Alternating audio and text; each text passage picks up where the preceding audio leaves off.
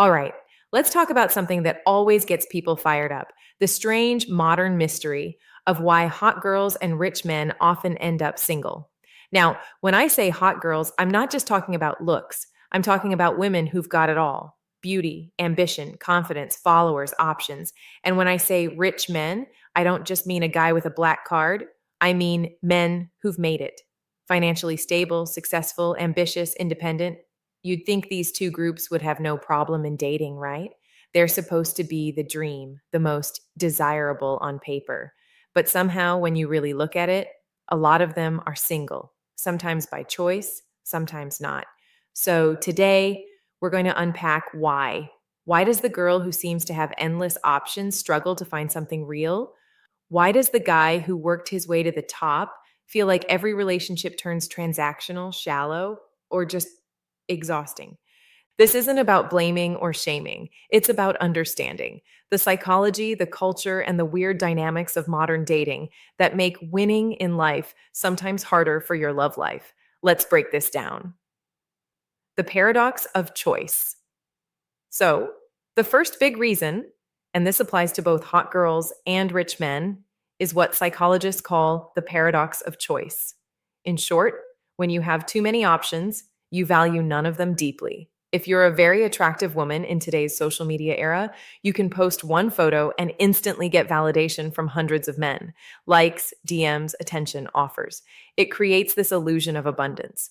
The brain starts to believe, if I can get this much attention doing nothing, I'll never run out of options. And the same goes for rich men. Once you reach a certain level of financial success, suddenly you're surrounded by attention, not just from potential partners, but from people who want something from you. The result? You start to doubt the authenticity of every connection. More options should mean more chances for love, right? But what it actually does is create paralysis. You can't choose because you're always wondering if there's something better. It's like scrolling on Netflix for 45 minutes and then giving up because you can't pick what to watch. You had too many options. So both groups get stuck. The hot girl thinks, he's nice, but maybe I can do better. The rich guy thinks, she's beautiful, but does she really like me or what comes with me? And that cycle keeps them single. Different currencies of value. Let's talk about value mismatches because that's a huge piece of this. Men and women in general are valued for different things in the dating market. Society may not like to admit it, but it's true. A woman's social value often peaks earlier: beauty, youth, social appeal. A man's value often grows later: wealth, influence, power, maturity. So when you have a hot girl who's young, successful, independent, she's used to being the prize. She's used to choosing. And when you have a rich man who's finally achieved everything, he's also used to being the prize. So what happens when two prizes meet? Neither wants to chase, neither wants to compromise, neither wants to surrender their advantage. That's not partnership, that's a standoff. Both sides want admiration, validation, and respect, but few are willing to give it first. And in a world where vulnerability feels like weakness, both end up playing defense. The man wants someone who genuinely cares, but the more successful he becomes, the harder it is to tell who's real. The social media illusion. Now let's throw social media into the mix. Instagram, TikTok, dating apps, they've completely rewired the dating economy. For the hot girl, social media amplifies her visibility and her perceived value. She's not just attractive in her local city anymore, she's global. That means her dating pool suddenly includes millionaires, athletes, influencers, people who are wildly out of reach for most men. For the rich guy, social media does something different. It gives him access to a huge variety of women, but it also exposes him to an endless stream of performative femininity. Women who seem interested but often treat connection like a transaction. You take me on this trip, I'll give you attention. It's like both are caught in this performance, playing exaggerated versions of themselves. So it's not that they can't find love, it's that they're often trapped in a status stalemate. Each side's value system doesn't align. The woman wants someone she can admire, but the higher she rises, the fewer men she feels that with. But behind the filters, the reality is this: both sides feel lonely. The hot girl is tired of being desired but not understood. The rich man is tired of being wanted but not loved. And that's a kind of loneliness that's hard to admit because both are supposed to be winning. The fear of vulnerability. Let's get into something deeper: emotional armor. When people have been rewarded for their surface level traits, looks, or money, they often develop a fear of vulnerability. The hot girl learns early that her looks get her attention, praise, opportunity, but showing softness, fear, or insecurity, that gets judged. She's told to be confident, independent, that girl. So she builds armor. The rich man, he's been told to grind, focus, and never show weakness. Vulnerability doesn't make money, it makes risk. So he builds armor too. And when two armored people meet, even if there's attraction, they can't connect deeply. Because intimacy requires vulnerability. It requires saying, here's who I am when I'm not performing. But if you've lived your whole life being rewarded for the performance, dropping it feels terrifying. So they date casually or they keep things surface level. They say they're focusing on themselves, but really, they're avoiding the risk of being known. The standards game.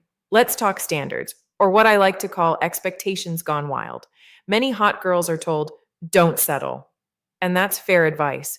But the problem is, sometimes that gets twisted into only date the top 1% of men.